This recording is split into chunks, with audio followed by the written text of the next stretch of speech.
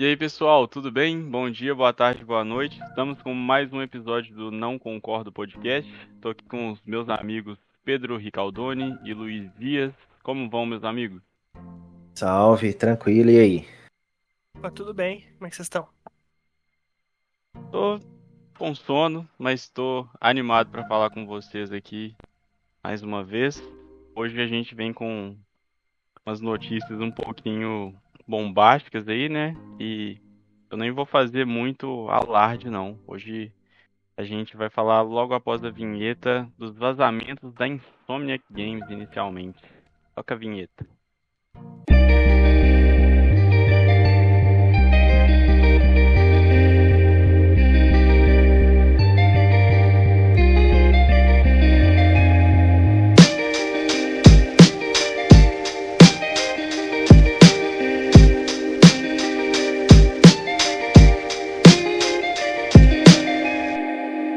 Então, esses vazamentos aí, hein, pessoal, como é que tá? Vocês acompanharam? Eu fiquei muito assustado assim de início, achei que era brincadeira, mas é tudo real, né? Vazamentos da Insomniac Games, muita coisa acontecendo. O que vocês acompanharam disso aí? Então, já tá virando norma, né? Vazamento, pelo que parece. Do que eu acompanhei, o que me chamou muito a atenção foi o Wolverine ter saído, assim. Tanto o vazamento ter sido nesse nível que foi, e também os valores, né? Os valores que quanto custaram os jogos para serem desenvolvidos, né? A gente tem aqui uma relação bem grande, né, de jogos custando assim absurdamente o crescimento, né, do valor deles ao longo do tempo. O que faz a gente assim refletir bastante em relação à indústria dos AAAs, né?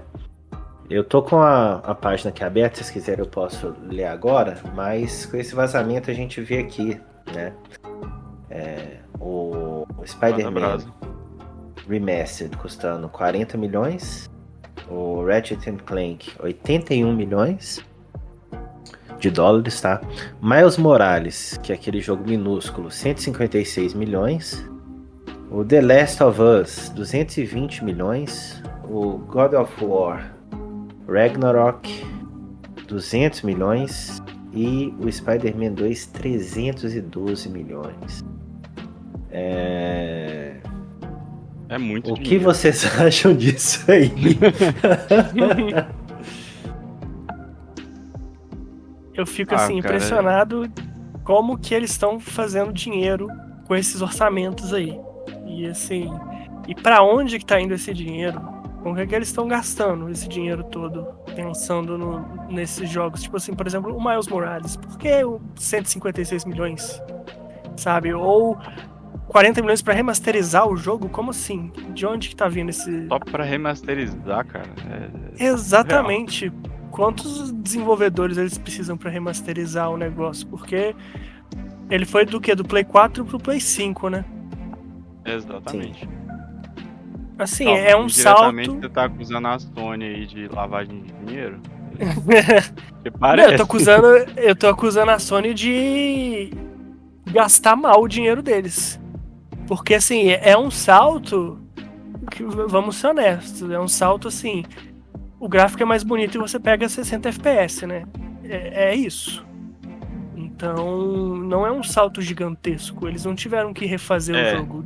Onde que foi esse Você dinheiro? perde as telas de loading só, basicamente, porque o gráfico em si não muda. Entra um pouquinho ali do uso do DualSense, mas não é nada demais, assim. Ainda parece o mesmo jogo, só que com novidades que não afetam tanto o gameplay, assim, sabe? Que não altera. Parece uma coisa mais visual e cosmética e tem loading. 40 milhões só nisso, tô meio surreal ainda. Não tinha parado pra pensar. Eu queria focar em uma área aqui em geral. Você pega assim, por exemplo, Thales, você gosta muito desses jogos, né? Eu acho que desses que estão aqui, só o Ratchet and Clank que você provavelmente não jogou, né? Ou não jogou muito, Joguei. não sei. Até Jogou? platinei ele. Aham. Mas não é um jogo que você fala muito, né? Não. É porque é uma franquia que, tipo assim, eu conheci no Play 2, lembro de jogar lá, mas nunca foi, tipo, nossa, que jogo, né, top 30 da minha vida, assim. É um jogo muito legal, principalmente esse último do PlayStation 5, mas não me atrai em tantos níveis, assim. Eu joguei porque na época eu tava afim de jogar uma coisa mais leve, só isso. Eu gostaria que você fizesse uma comparação aí pra mim, você que tem referência desses jogos. Uhum. Como que foi pra você, em termos de diversão e jogabilidade, a diferença entre o Spider-Man 1 e o 2 e a diferença entre o The Last of Us 1 e o 2? Eu quero em questão de diversão, de entretenimento, de imersão, esse tipo de coisa. Aham. Olha. Lembrando que você jogou a primeira vez esses primeiros no Play 4, né? Sim. E Isso. depois usou esses novos no Play 5. Sim. Olha, o Spider-Man do primeiro pro segundo, eu acho que em termos de diversão especificamente, foi só a questão das novas mecânicas, assim, sabe? A estrutura de história, ela é aquela estrutura convencional de história de super-herói, com um fator de diversão de que o primeiro ainda parecia um pouco mais impactante por ser a primeira vez vendo um jogo do Homem-Aranha naquele nível, sabe? Minha última referência de jogo do Homem-Aranha era o Spider-Man do PlayStation 1, que era sensacional, mas era a minha última referência, assim, de um jogo que eu gastei muitas horas do Homem-Aranha, assim. Então, do primeiro pro segundo, foi basicamente as novidades na gameplay, em termos de diversão. Então, assim, tudo que foi adicionado foi divertido. Tá, o segundo é melhor no sentido de que tem mais mecânicas, o primeiro foi mais impactante, mas em geral é a mesma forma, obviamente, tanto que é a continuação, então de certa forma é mais do mesmo, né? Isso, de certa forma é mais do mesmo. E na questão do The Last of Us, em termos de diversão, eu acho que também as novidades de jogabilidade. Por exemplo, do 1 pro 2, uma coisa que eu senti muito, mas muito mesmo assim, a diferença no gameplay e que dava prazer de fazer, eram dois aspectos. O primeiro era um botão para esquiva, que simplesmente não tinha no primeiro. E eu só fui perceber o quanto eu precisava da esquiva quando eu tive a esquiva, entendeu?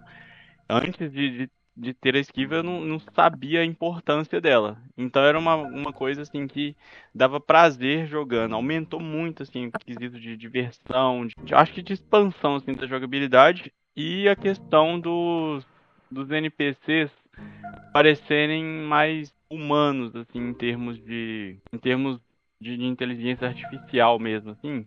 Porque, por exemplo, você chegava lá, estava enfrentando um grupo, aí o pessoal estava escondido. Aí você ia lá e matava alguém no stealth. E aí você escondia de novo. Aí se o pessoal da patrulha passasse e visse a pessoa ali, o pessoal falava, olha, fulano, aí falava o nome da pessoa. Meu Deus, mataram fulano! Aí voltava correndo, desesperado pra avisar os outros, sabe? E sempre era uma coisa diferente. Nunca tinha um nome repetido, nunca tinha um grito repetido, não tinha reações iguais, tipo assim, não era toda vez que a pessoa ficava desesperada. E a gente ficava, meu Deus, mataram fulano. Aí falava no rádio com o outro, ou acabei de achar fulano morto aqui e tal, não sei o que, ele tá com um tiro na testa e tal, não sei o quê. Nesse quesito, foi melhor, assim, mas é isso, a questão da diversão. Foi uma evolução, a história dos dois, todo mundo sabe que ela é bem mais impactante. Não sei se melhor, mas mais impactante, mas acho que é só isso, assim, sabe? Tá, e em termos de gráfico, como que foi a evolução aí do Play 4 pro Play 5 Olha, nesses jogos? No Spider-Man não foi tão grande, porque já era absurdo.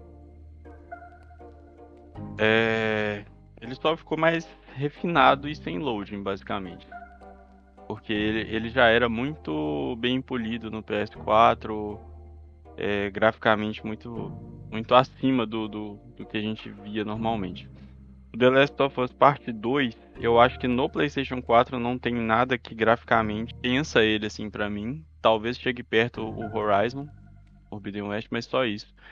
Porque também o impacto dele foi maior porque o The Last of Us Part 1, ele originalmente era uma versão do PS3 remasterizada pro PS4. Então foi um pouco mais impactante assim, porque ele saiu bem no final da geração, foi o último exclusivo, né, da PlayStation ali na geração do PS4. Só que foi assim, ele já era um jogo de PS5 rodando no PS4 praticamente, sabe? Ele era muito bem otimizado, muito bem polido e tudo. E até o presente momento ele só teve um patch de 60 frames pro PS5. Então eu considero que a versão dele foi pro PS4 ainda. Porém, o salto é gritante, assim. Tá. Por que eu tô perguntando isso? Porque em todos os jogos, quando eu te perguntei o que você achou que melhorou, você me falou de elementos de gameplay. E esses elementos de gameplay, todos eles poderiam ser inseridos com um gráfico um pouco menor no Play 4, sabe? Provavelmente, isso mesmo. Então, esse grande salto no preço dos jogos é basicamente investimento em gráfico. E a gente estava até conversando anteriormente sobre isso, né? Que o que é um AAA, né? E eu até comentei, basicamente é um jogo caro, né? Caro de fazer. O Luiz falou, jogo com gráficos realistas, né? E esse tipo de coisa. Então fica muito a contradição, porque por causa das decisões da Sony, né? Eu tenho que levantar aqui um ponto que eu nunca vou esquecer, que é o desmanche do estúdio Japão, o Japan Studio. Por que eu falo isso? Porque o Japan Studio, ele é responsável por tantos jogos da Sony que eram diferentes, de fato, sabe? Vamos lá, Legend of Dragoon, o Asus Playroom, o Team Ico, né? A equipe do Team Ico mesmo, sabe? Que é o do Ico.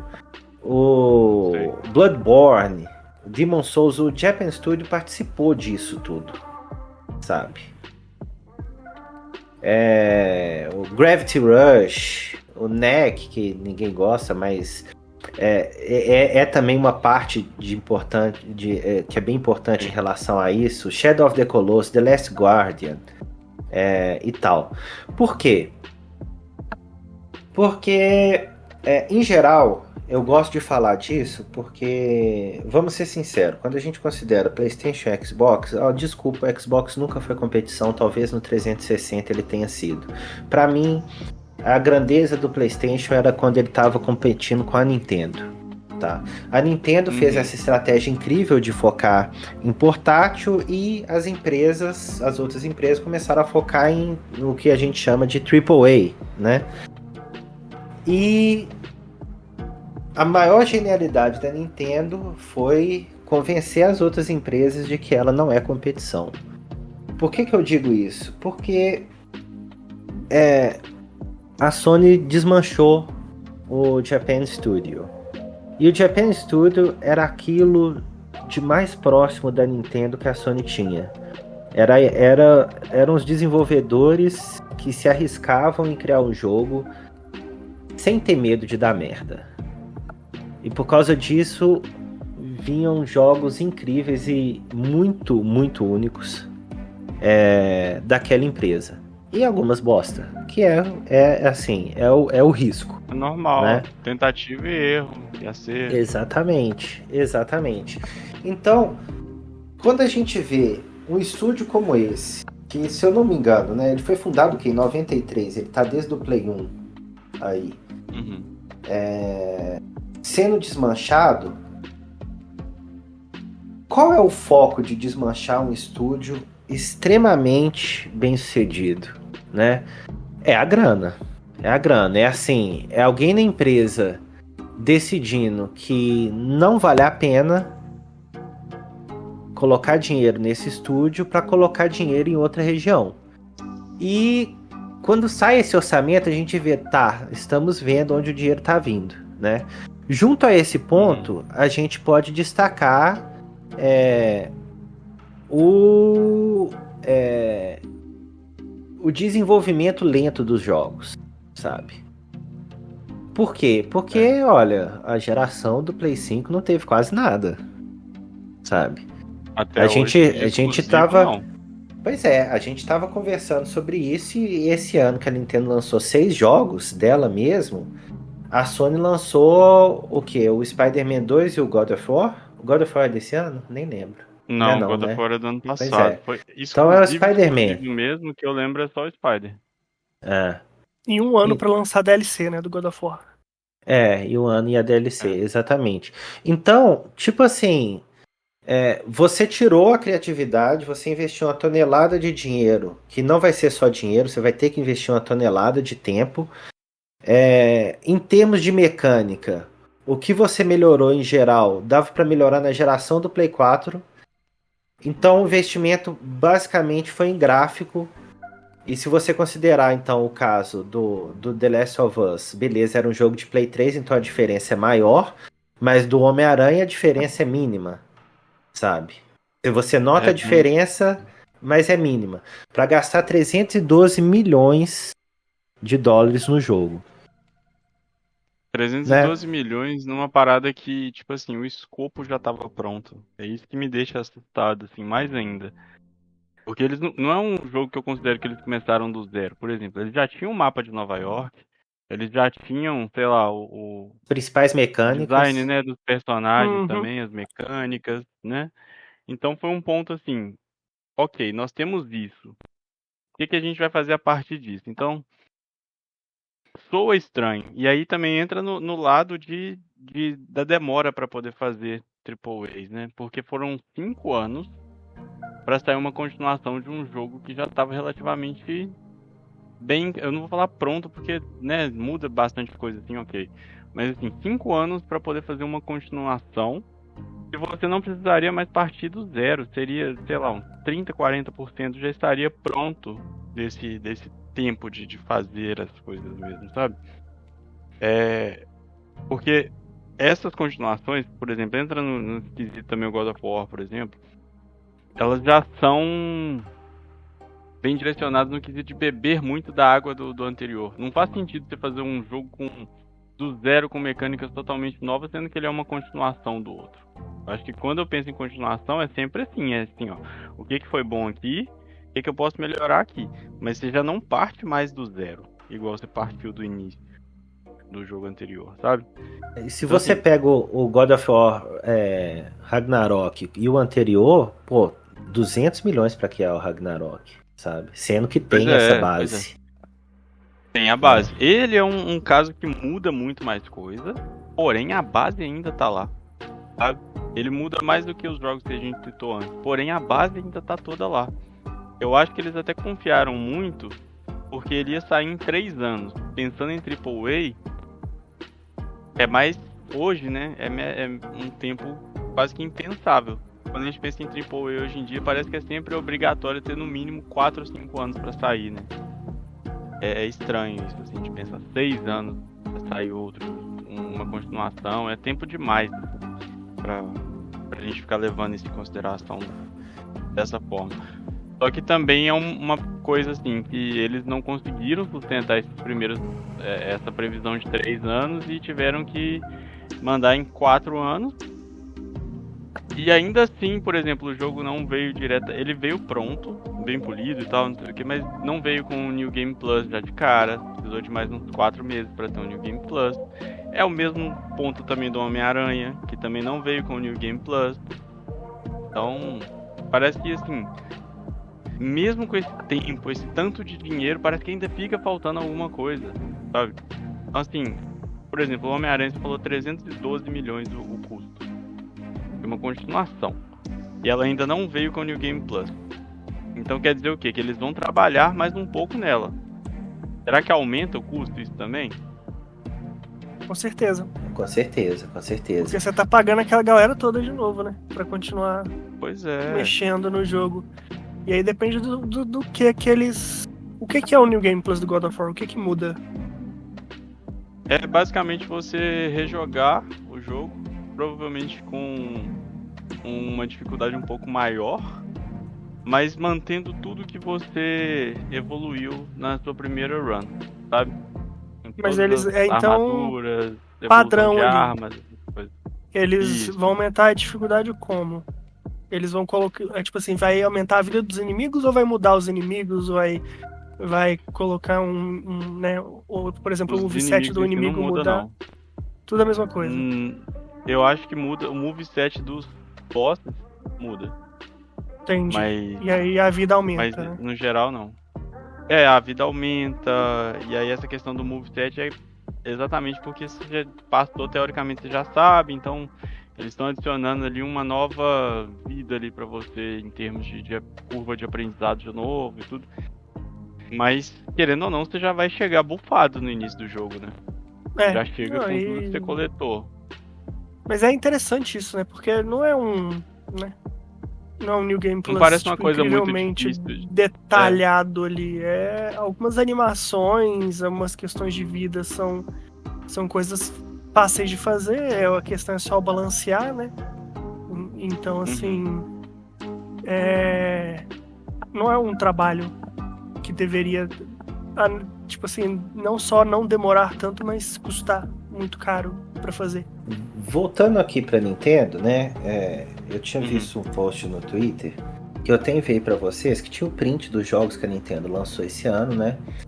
E um comentário de um usuário, SV64, que eu acho que faz muito sentido, né? Então aqui, né? O Tears of the Kingdom, que recebeu 96, o Metroid Prime Remastered, que recebeu 94, o Super Mario Bros. Wonder, que recebeu 92, Pikmin 4, 87, Advance Wars 1 e 2 Reboot, então é um remake aí, 82, e o Fire Emblem Engage, 80, né?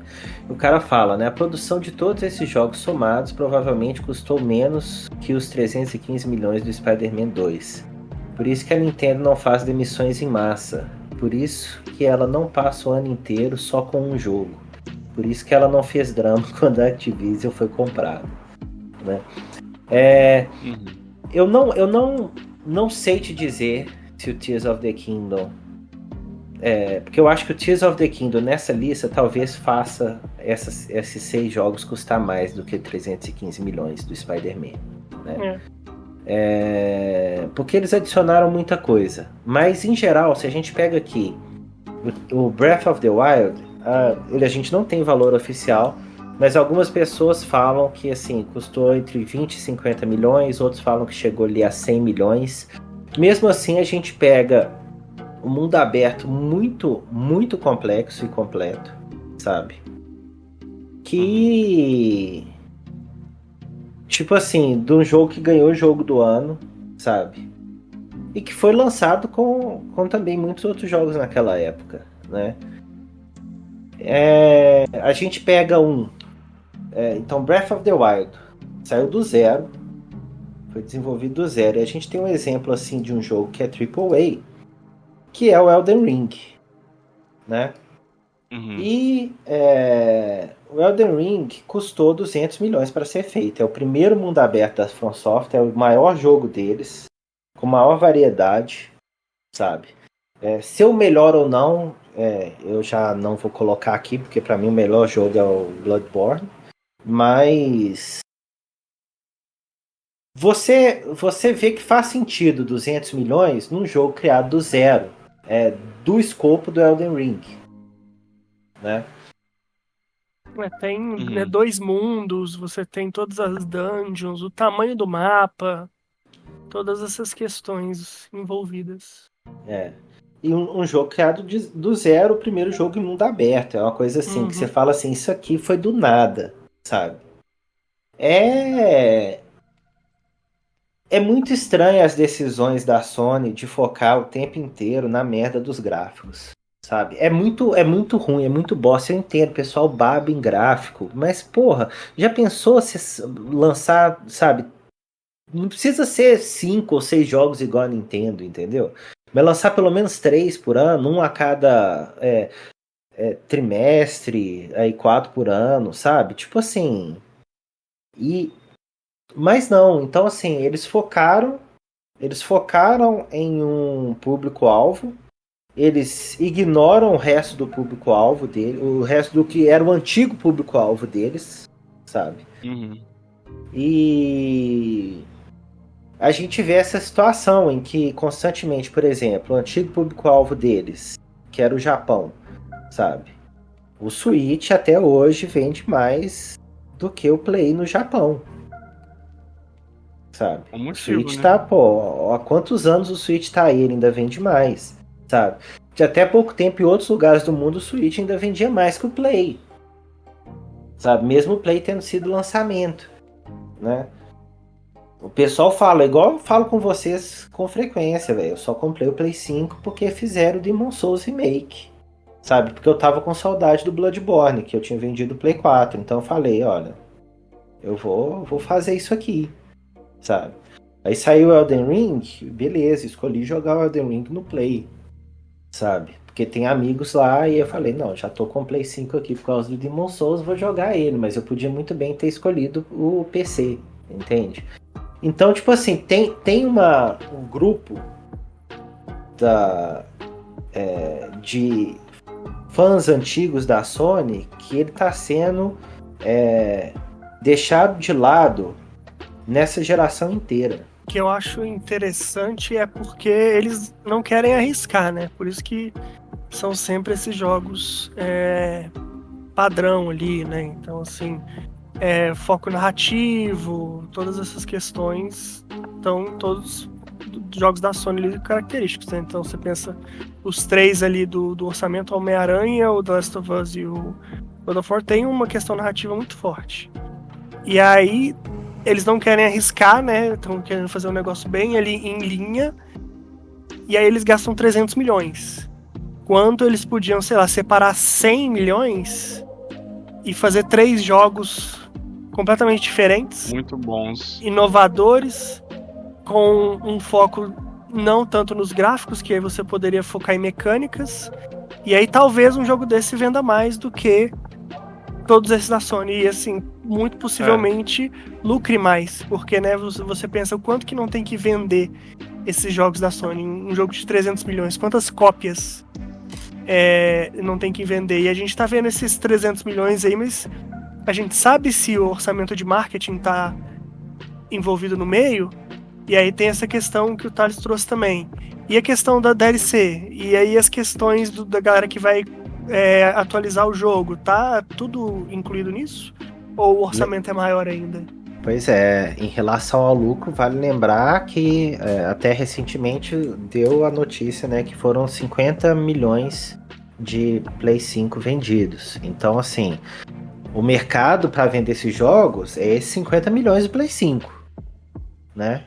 Uhum. Que desses, quantos vão querer? Eu sei que é jogo mainstream, então provavelmente a maioria vai querer jogar, mas é um mercado que não é grande como o da Nintendo hoje em dia, ou como dos desenvolvedores que fazem multiplataforma, como Elden Ring, né? Então, assim, Verdade. é uma situação difícil, é uma situação que a gente vê o motivo de algumas estratégias, como subir o preço do PS Plus essencial, né, a base Kona, de 200 para 270 aqui no Brasil, né? E Já pouco tempo atrás já tinha ano e meio subido. atrás era R$100. Exatamente. Aí foi 150, do nada 200, agora é isso. E foi tipo assim, E- 3 anos aumentando, um atrás do E o outro. vazamento também tem 2 coisas interessantes, que pelo jeito a Sony tava pressionando a Insomniac para demitir uma galera, né, para fazer um corte de funcionários. E a outra coisa é aquele plano, né, de talvez partir o jogo em 2, né? E aí você vai ou cobrar até em basicamente o dobro por um jogo. Isso Então, aí é assim, totalmente fora da curva. Isso aí eu acho que é papo da tipo assim, da comunidade explodir de ódio e boicotar. problema é que a Sony tem muito fanboy. E vai defender até a morte. Qualquer decisão que eles tomarem. Mas essa parte... Imagina, eu vi isso nos vazamentos em relação ao Spider-Man 3, né? Era tipo assim, vamos lançar o Spider-Man 3 e dividir o jogo em 2. E aí lançar ele a $50, uma parte, e a outra parte mais 50, mais 80. Eles já não venham fazendo muitas práticas anti-consumidor, mas essa pra mim seria a mais danosa, assim, tanto pensando na imagem da empresa quanto em questão de hate gratuito não, né, de hate correto da galera, assim, que viria, assim. Eu acho que não seria uma parada que ia mudar muito a indústria. A porra dos fanboys estão babando em Wolverine, que é pra 2025, não é? Sabe? Falando de Play 5 Pro. Play 5 nem tem jogo ainda, sabe? Pois é. Não, é isso. Não tem nada do Wolverine, cara. O Wolverine é um negócio assim, é um alfa mesmo. Não dá pra saber nem se o que vazou ali vai estar no jogo. E a galera já tá tipo, meu Deus do céu, É basicamente assim, se você lançar, o produto vai ser bom independentemente, né? Essa a mensagem que eles estão passando, que é um negócio assim, absurdo. Vocês me fizeram pensar num negócio aqui que eu tive uma dúvida. Pensando nesses valores altos aí, vocês sabem quanto custou para ser feito o Hi-Fi Rush? Porque ele foi um jogo inovador e que fez um relativo sucesso, né, esse ano. É difícil saber porque o Xbox dificilmente lança qualquer coisa. Eles não falam nem quanto que eles lucraram com o jogo, quanto que eles conseguiram de retorno, nem nada, né? Muito pelo Game Mas Pass a gente também. tem o Baldur's Gate, né? Eu acho que um de vocês abriu ele, né? Baldur's Gate, isso. Os rumores tá em torno de 100 milhões, mas aí é aquela coisa, a gente não tem uma confirmação, mas então os rumores e faz sentido porque eles ainda tratavam a Larian, que eles falaram que era e aí essas nomenclaturas bosta, né? Era um estúdio Double A. Porque, né, se tem o Triple A, tem o Double A também. Mas aí falaram que o Baldur's Gate era o último jogo Double A da Larian. Então, assim, um orçamento de 100 milhões ali, em comparação com esses que são triplo, né, faz algum sentido. E o Double A ganhou o jogo do ano e foi vendido pra caralho. O pessoal amou ele muito mais do que quase todos os outros jogos que estão aí. Eu acho que só tá doído o pessoal da Nintendo que queria o Tears of the Kingdom, né? Mas... quase com certeza. Tipo assim... a gente tem que... O que precisava da indústria era destruir essa narrativa, velho. É o fim dos AAAs. Cansei de AAA, sabe? Pode literalmente ter AAA, mas tenha, sei lá, não seja só esse o foco, sabe? Assim, a gente não precisar ficar esperando anos e anos e anos pra ter um jogo bom e com gráficos fotorrealistas e com um investimento um pouco maior que o normal. Aquilo que o Luiz falou, sabe? Tipo assim, quando você não investe tanto em um jogo, quando você cria um Double A, você pode arriscar. Você pode criar um jogo diferente, único, que talvez pegue, né? Quando você cria um desse, basicamente o jogo tem que dar certo, senão a empresa quebra, sabe? E aí eles fazem tudo que... É tipo aquele filme que tem muito investimento, ele tem que virar no cinema e tal, e aí o filme não arrisca nada, ele pega tudo que dá certo nos outros filmes. Exatamente, segue a fórmula, porque se não pode arriscar. Nesse ponto aí, eu gostaria muito que fosse melhor. Você pensa que, assim, a gente pode ir descendo, né, na questão do orçamento, que aí a gente pode falar do Ghost of Tsushima, que foi uma comparação que teve um orçamento de 60 milhões, né? Mas você pode descer muito mais ainda e pensar num jogo tipo Little Company, que ele viralizou ali. Quanto que é o orçamento desse jogo? Sabe? Quanto que gastou pra fazer esse jogo? É um dos jogos que tá ali fazendo um sucesso incrível, vendeu não sei quantas cópias. E aí você vê outros jogos desse nível, que o jogo do nada, o jogo feito por um carinha, tipo Stardew Valley, o jogo feito por um cara, estourou, vendeu não sei quantos milhões de cópias para todas as plataformas e tal. Então, assim, a indústria dos videogames, você tem uma possibilidade muito maior de você viralizar, de você conseguir sucesso mesmo sendo pequeno, né?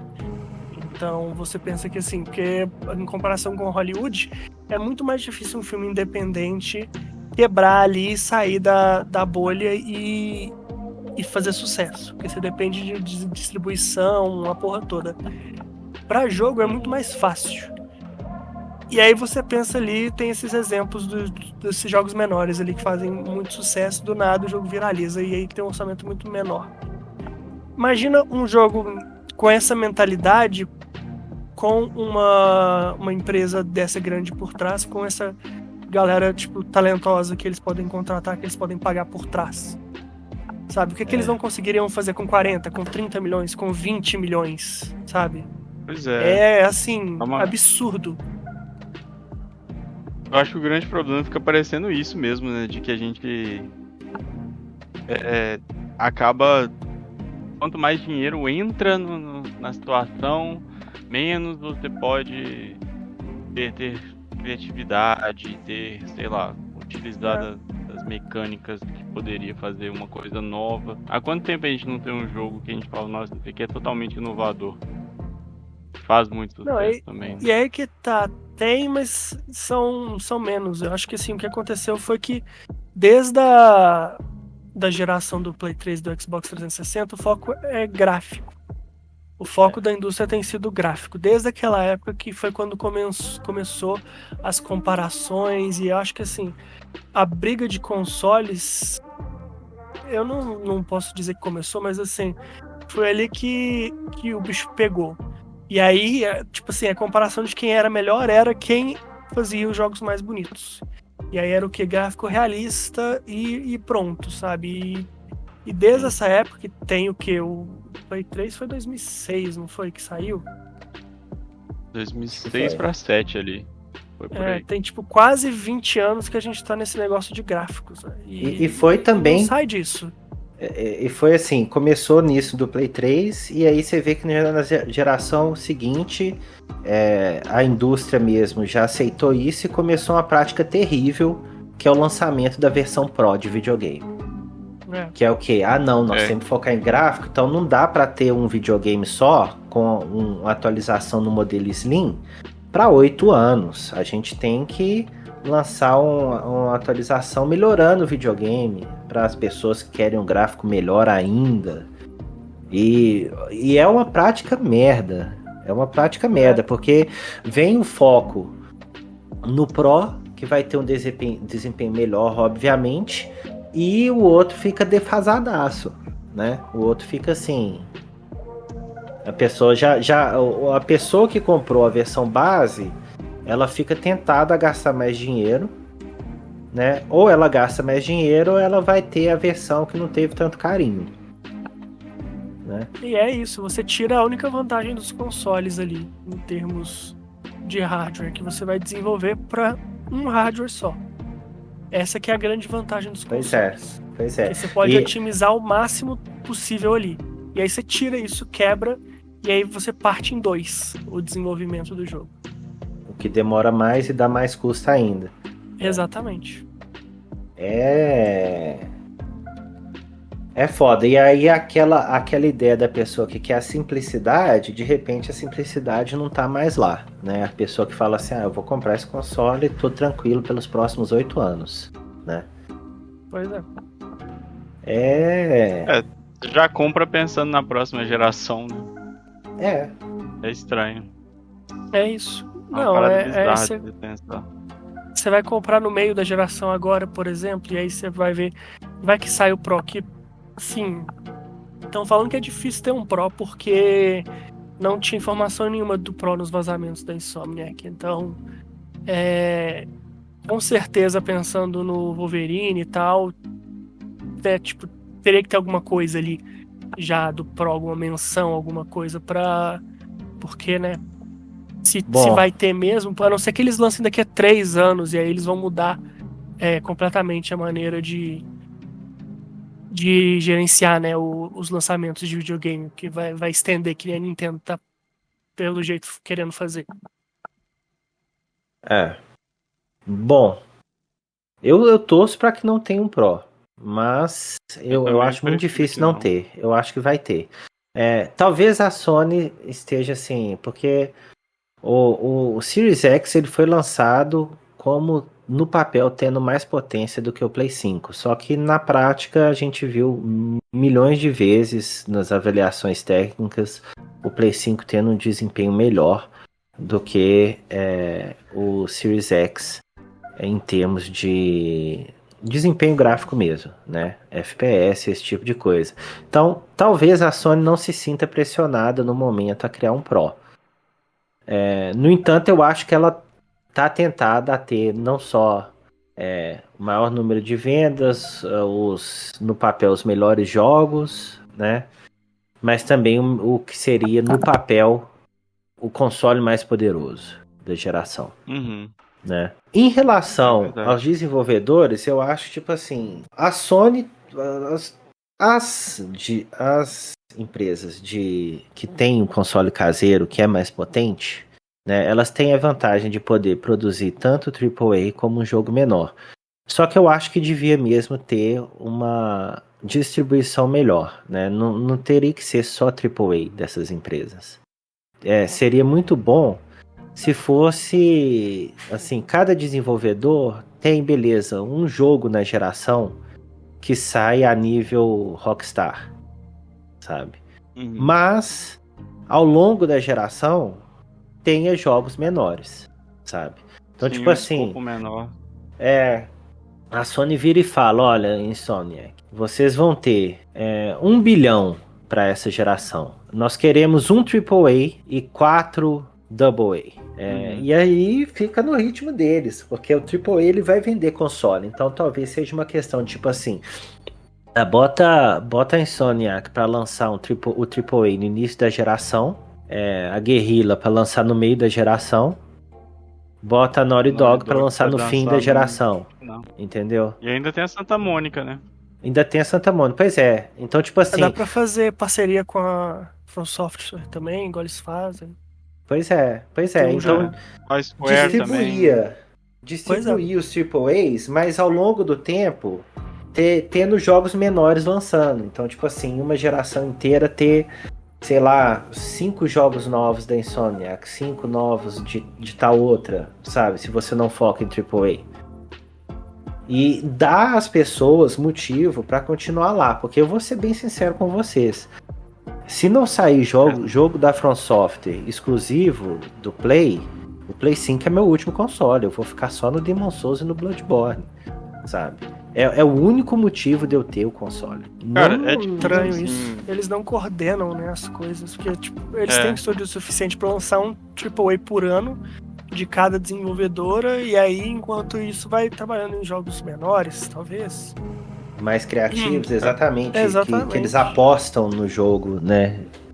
Fala assim, se perder, se der merda, foda-se, não é caro. É isso, a gente perde, sei lá, perdeu... Não vai ser nem 20 milhões, né? Mas assim, você pensa, dá um orçamento ali de 20, 30 milhões. Vendeu mal, perderam 15 milhões. Agora imagina um jogo desse flopa. Um jogo desses estúdios que flopar ali, talvez feche o estúdio. Vai ser demissão em massa. Que nem aconteceu com o time do Saints Row lá, que foi isso. Eles apostaram todas as fichas em um jogo, deu errado, já era. Porque é um negócio, valores tão absurdos, valores tão imensos que não tem o que fazer. E aí é aquela coisa, eles tentando não arriscar, eles estão arriscando muito. E aí você pega a situação igual isso, voltando ao Ghost of Tsushima, que foi aí 60 milhões. Pô, vou ser bem sincero, em termos de arte, ele é o mais bonito desse que a gente falou. Em termos de arte, o jeito, a textura da grama, da terra, sabe, das casas, faz o jogo ser bonito, mas não tá focado em realismo, né? Sabe, o vento, a iluminação do jogo, é tudo artístico naquele jogo, sabe? Você pegar em termos de beleza, beleza, o Horizon Forbidden West pra mim ainda tá no topo de beleza, mesmo no Play 5. Ele é um jogo muito bonito, né?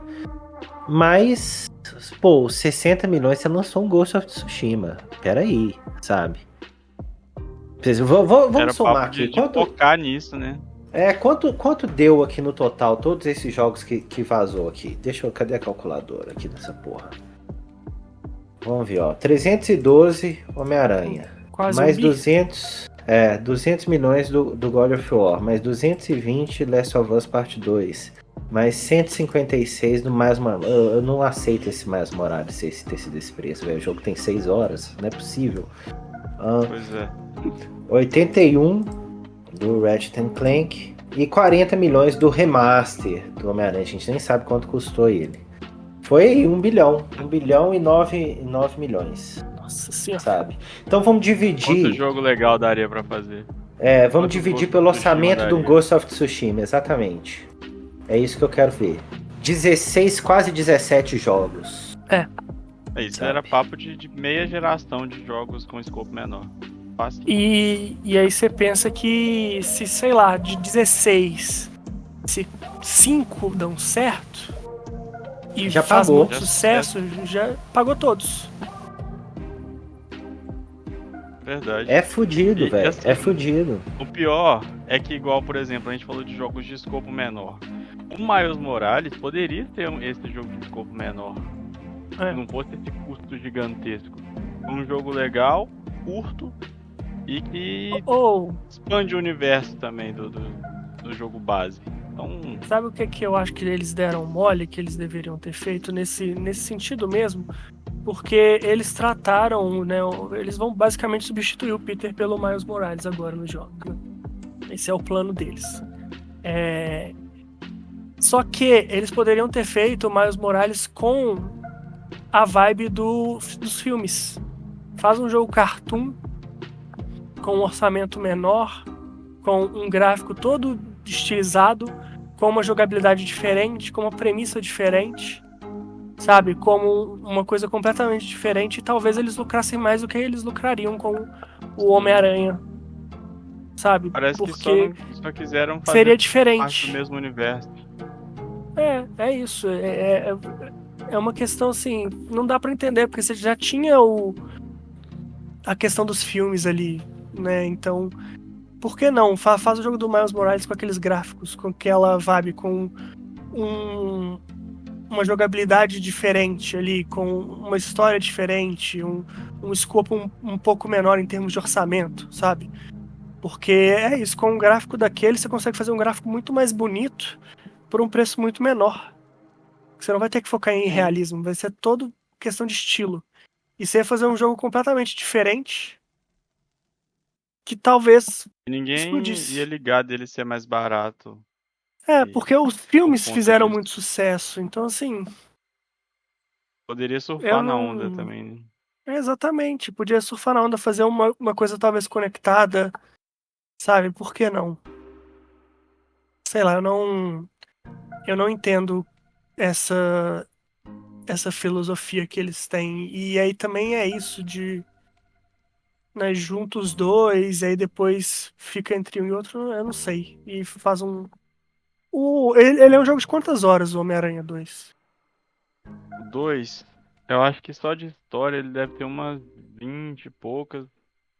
Só que eu gastei umas 35 pra zerar e 64 por aí pra platinar. Entendi. Mas é jogo que se você tiver empolgado numa sentada você zera. E o The Last of Us é mais ou menos a mesma coisa, né? O 2, em termos de horas ali, se você... 30 horas. Tipo, 30 horas. É isso, eles gastam 300 milhões pra fazer 60 horas, né, de jogo. Deus do céu. É muita coisa, né, bicho? Com a minha experiência no 1, eu odiava fazer side quest. Odiava fazer as coisas de completar. Também, né? né? A questão eu não desses gosto. jogos é que você tem que gostar também das side quests. Se não for legal, se você não curtir, aí já cai pela metade quase, né? Eu concordo muito com essa parte. A gente fala, por exemplo, vocês foram falando do Ghost of Tsushima. Eu consigo ver, por exemplo, lugares onde fica evidente que o custo do jogo foi mais baixo. Por exemplo, na hora que seu personagem tem que subir no lugar tal e acender o farol de lugar tal. Tipo assim, você não tem uma animação, por exemplo, do cara chegando, acendendo fogo em algum lugar e colocando fogo na pira, por exemplo. A tela só fica preta, aí a pira tá acesa, e aí você já tá direcionado, entendeu? Tem essas coisas assim. Só que não é nada que atrapalhe o gameplay nem a história, sabe? Em tudo, assim, parece que... Assim, eles falam... Não precisa ter cutscene, né? Isso, exatamente. Tudo, e ele é um jogo que, em termos de cutscene também, ele tem poucas. Ele tem as cutscenes da história e tudo é in-game. Porém, são poucas que dão andamento. A maioria da história, a história é contada daquele jeito PlayStation mesmo. Você vai caminhando, andando a cavalo pro lugar. Jeito PlayStation não, desculpa, jeito Rockstar. Você tá indo de carro fazer a missão e aí os caras vão conversando dentro do carro, sabe? É tipo isso, que você virou tá o jeito a cavalo, PlayStation também. E conta. Que o God of War também. Assim, a história é mais contada ali. Então, sei lá, e é um jogo que, pensando em termos de horas, por exemplo, eu acho que eu já falei aqui antes, né, naquele primeiro episódio lá do meu top 10, que foi o quê? No primeiro 1 mês e meio que eu comprei ele, eu joguei só ele e eu fiz tipo 107 horas e eu não tinha vontade de jogar nenhum outro jogo. Fui até platinar, até hoje provavelmente foi o jogo que mais me deu prazer de platinar. E é um dos jogos mais baratos de todos que a gente falou aqui até agora. Basicamente isso, assim. E a Sucker Punch nem é tão grande assim também. E é essa questão. Aí a Sony vê isso e faz o quê? Ao invés de, poxa, vamos investir em jogos menores, né? Não, é tipo Insomniac, demite uma galera aí porque tá difícil pagar. E aí a outra solução é o quê? Vamos dividir os jogos em 2 e fazer você pagar o dobro por cada, né? Isso se não tiverem chegado pra Sucker Punch e falar, olha, foi sucesso aqui e tal, aí nós vamos aumentar o orçamento de vocês aqui. Eu acho que tipo, assim, seria a pior das situações. Pra quê? Provavelmente é o que acontecencia, né? É isso, e assim... Eu consigo imaginar isso. 60 milhões é dinheiro demais, gente. Não... Sabe? É porque a gente vê 315 e parece mais negócio. Mas até em termos de vida útil, velho. Isso. Comparando com o Spider-Man 2 aí, que foi 312 milhões, ele foi mais de 6 vezes maior em termos de custo de produção do que o Ghost of Tsushima. Mas a vida útil do Ghost of Tsushima, o fator rejogável e tal, tudo isso assim, ele tem exponencialmente mais do que o Homem-Aranha. Esse é outro ponto, assim. E olha que eu joguei o Homem-Aranha, gostei e tal, mas não justifica, velho.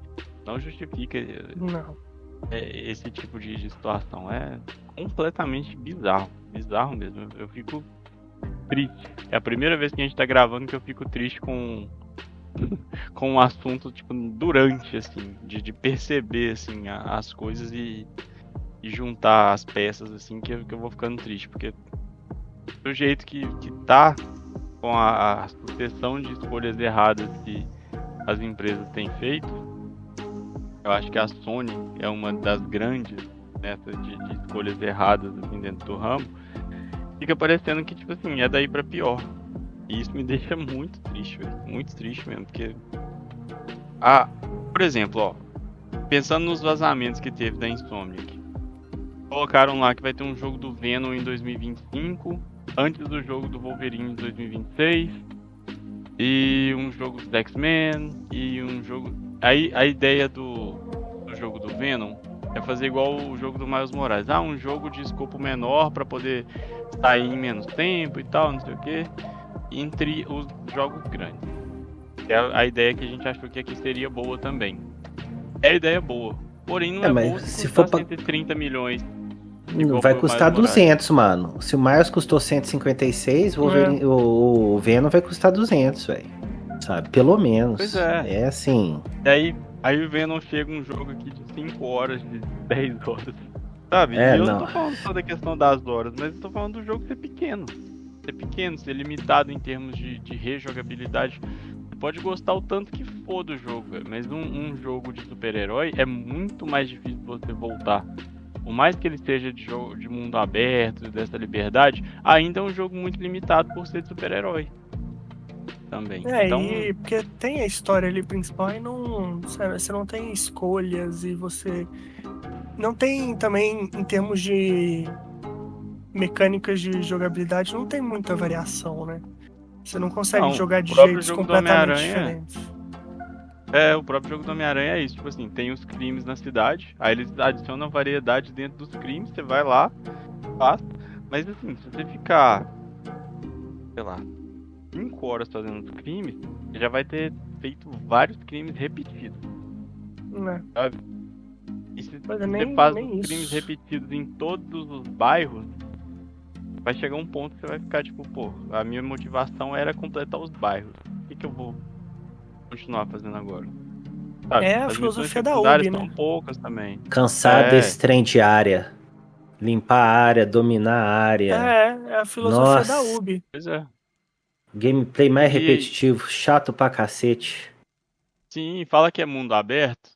Porém, quando se trata de super-herói, por exemplo, você não tem a liberdade do mundo aberto. Você tem a liberdade de ir onde você quiser, mas você não tem a liberdade de fazer o que você tá a fim de fazer. Por exemplo, você não pode chegar com o Peter, pegar um carro e jogar pro outro lado do negócio, entendeu? Não é um GTA da vida que é um mundo aberto com a liberdade muito, muito, muito grande. Entendeu? É um mundo aberto que você vai fazer o web swing. É gostoso, mas quantas horas até você cansar do web swing? E é isso, né? É porque é essa questão também. Você pensa que no GTA você pode brincar de seguir as leis, você pode fazer as outras missões, mas você pode tocar o terror também, se você quiser. E aí isso não precisa nem afetar a história. Se você quiser, você salva antes ali, toca o terror, depois carrega o seu save. E aí você continua de onde você parou. E assim, aí você pensa no Red Dead, que tem uma questão mais forte de honra versus você cometer os crimes, né?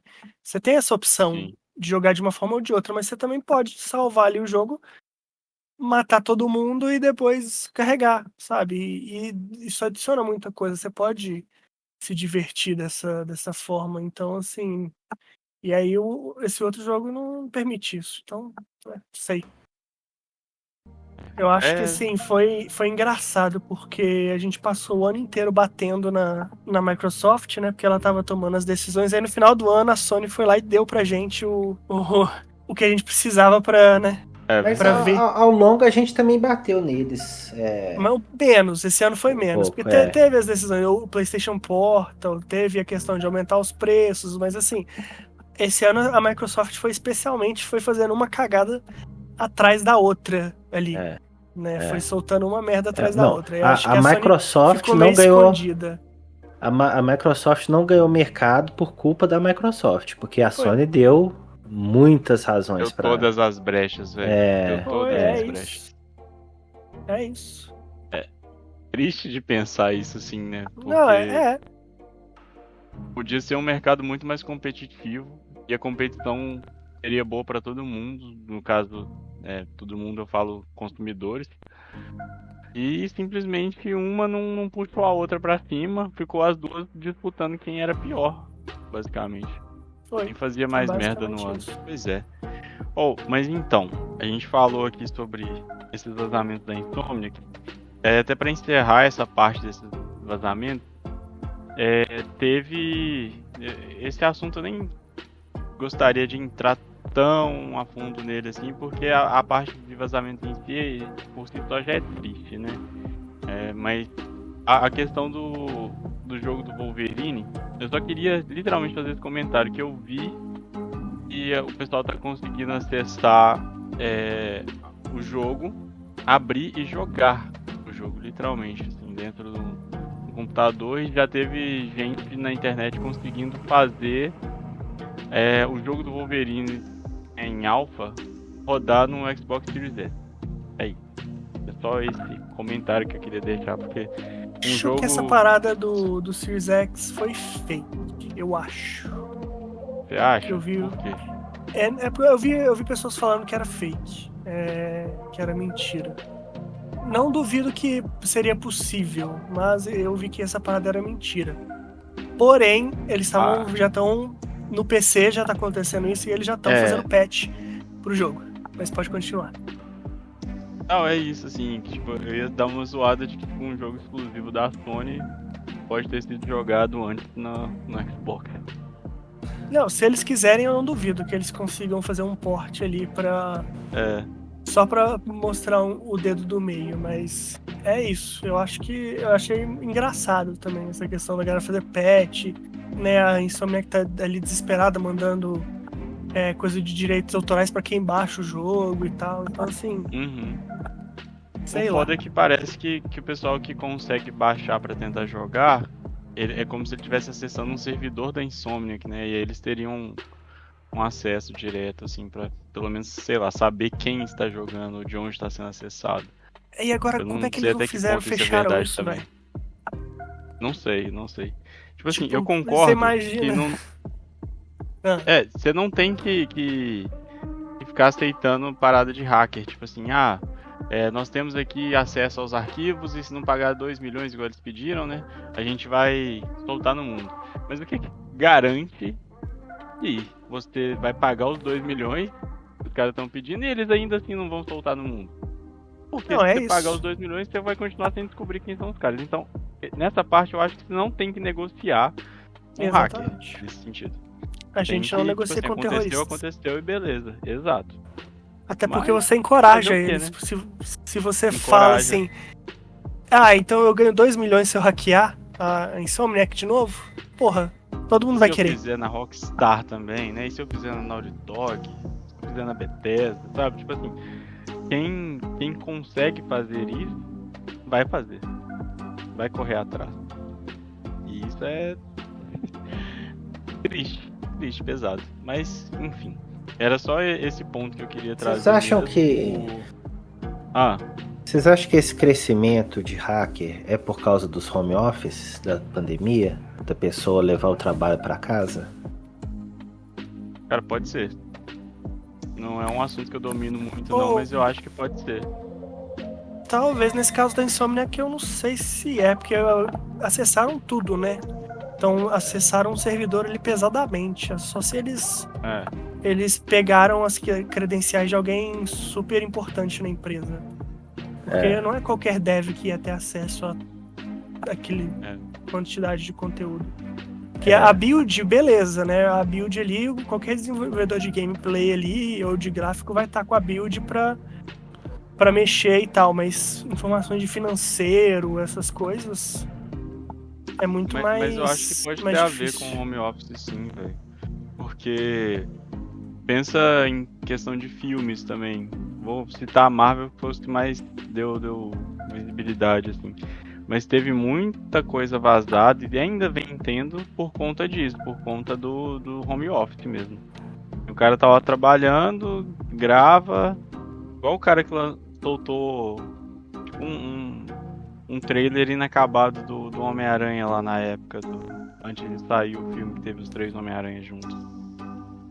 O cara soltou, tipo, da casa dele. Ele tava editando, ajudando a editar, ele filmou como que tava lá a tela e soltou. Assim, se ele não tivesse em casa, ele nunca teria conseguido fazer isso, né? Pelo menos eu acho que não. Então, pensando nesse paralelo, eu acho que pode ter uma ligação, assim, a questão do home office de ajudar. Mas, na ideia de credencial, teria que ser um acesso bem pesado mesmo. Porque você pega assim, caso, sim. Essas empresas funcionavam antigamente sem a conexão com a internet, né? No sentido de tipo, você vai para o escritório, você tem um servidor de lá, só quem está lá dentro vai ter acesso ao conteúdo do servidor deles, né? E quando vai para o home office, você tem que conectar a internet, porque senão ninguém vai ter acesso, conseguir continuar o trabalho de casa, né? Então, eu acredito, tem uma grande chance, porque a quantidade de vazamento que teve desde 2019 pra cá, assim, foi Muito impressionante. grande, né? Impressionante. É. É. Tem O... outra Mas questão é que uma isso. coisa leva a outra também, né? A galera vê vazando e aí todo mundo começa a querer fazer também. Fica encorajado, né, nesse sentido. Pode ter até a Acaba. situação de ser alguém insatisfeito com a empresa e tal, trabalho interno ali e fazer ela mesma essa porra, entendeu? Tem muitas coisas que pode ter acontecido, né? Teve filho, né? Eu não lembro qual que foi, mas algum dos vazamentos foi o filho do desenvolvedor que vazou o Rockstar, negócio. o Do GTA Rockstar? 6. Pois é. Aí, Foi. tipo, o filho do cara Filho de um dos diretores, eu não lembro diretor de que vazou o negócio. exatamente, mas o cara era grande dentro do projeto e deu essa Não pode confiar nem no mole. filho, velho. É isso. Pois Quer é. fazer uma gracinha? Olha aqui como é que tá ficando o GTA. Fudeu. É isso. Não, chega na escola aí, meu pai tá fazendo um GTA 6. Ah, mentira, duvido que seu pai tá fazendo. Você duvida então? Pera aí. E ele leva, filma com o Não, é. celular e leva pro cara, baixa o vídeo do computador do pai e faz o download e manda pros meninos. Aí, ó, põe aí aqui pra você ver se não tem mesmo. Fala agora que eu não sou filho do desenvolvedor da Rockstar pra você ver. É Eu isso. consigo Tem aquele imaginar, também. velho, o cara chegando na escola. Eu tô te mostrando, mas é segredo, tá? Não mostra pra ninguém, não, hein? E aí, Esse 500 eu acho que milhões é de o pessoas pior, mano. depois. É. Não, o cara que teve acesso a isso do filho subiu no TikTok, velho. Olha só. O cara que teve acesso a isso subiu o vídeo no TikTok. E aí, tipo assim, né? A coisa entrou na internet. Uma vez que tá na internet, acabou, mano. Você não vai conseguir tirar de tudo. Porque vai ter É. gente que vai ter baixado. E aí, se você derrubou de alguém que upou em algum lugar, beleza, a pessoa que upou, ela só upou porque tinha ele baixado. Quem garante que ela não pode mandar pra outras pessoas internamente? Pode upar em outro lugar de novo também. É um negócio impossível de conter depois que sai, né? Mas. Não, a pessoa postar em um servidor russo ou chinês aí, pronto. Nenhuma empresa vai conseguir tirar de lá, não. Pois é, já era. Jamais. O pessoal não tá nem aí pra essa porra, velho. Deixa esse negócio aí. E é por isso que eu acho que, assim, tem esse desespero, né, da insônia, como se fosse uma coisa, tipo, vamos ter que mudar os planos e tal. É tipo, não, velho, o que você tem que fazer é o quê? Vai melhorar essa porra da segurança, vai descobrir quais que são as brechas, de onde que vazou essa porra, vai impedir que aconteça no futuro, mas é isso aí, deixa rodar na internet e foda-se, sabe? Não tem que tentar tapar e esconder tudo, porque já foi. E eu acho que foi muito assim, parte dessa cultura do spoiler, sabe? Que agora, assim, o spoiler é o maior crime da humanidade e tal. Se tiver spoiler do jogo, a pessoa não vai comprar o jogo. É tipo assim, umas coisas muito malucas. Eu acho que vazou, é isso aí, vamos continuar nosso trabalho e no futuro, quando sair o jogo, vocês vão ter a oportunidade de experimentar ali o 100% da nossa visão. E pronto. Sabe? É isso que tem que tratar dessa forma. Porque você trata como se fosse assim o acontecimento mais triste da história, tipo, não tem porquê. Mas é porque quando o jogo é focado em história, né? O spoiler se torna muito mais importante, né? Como a Sony só foca nisso atualmente, né? O pessoal deve achar que é o fim do mundo. Então tá na hora de focar em gameplay também, né? Casar pelo menos um gameplay real com essa história. Em vez de fazer jogos com gameplay competente, vamos fazer jogos com gameplay incrível. É isso. Então, um assunto que eu queria muito que a gente trouxesse aqui, e faz pouco tempo que saiu a DLC do God of War, né? Ragnarok. A DLC God of War Ragnarok Valhalla. Eu adorei esse nome. E eu queria aproveitar, né, o espaço para falar um pouco sobre essa DLC, porque eu joguei, tô com um pouco mais de 15 horas nessa DLC. Eu sei que ela dá para ser finalizada com em torno de 10 horas ali. Mas é uma DLC roguelike e assim, ela é um prato cheio assim em termos de presente para os fãs, não só por ser gratuita. que é uma coisa diferente que eu não esperava que fosse. Mas no sentido de que ela é um epílogo também, ao mesmo tempo, sabe, do jogo. Ela...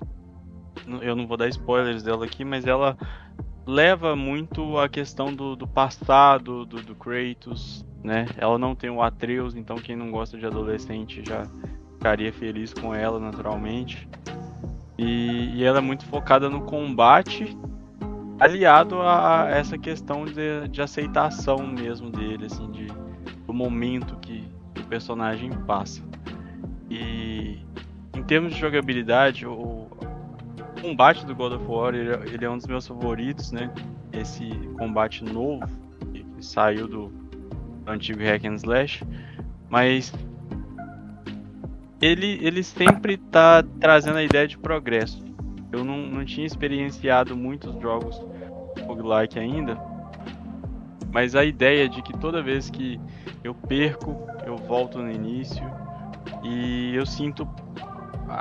o jogo consegue passar aquela sensação de progresso, sabe? Um foco ali de que você perdeu, beleza, mas você melhorou.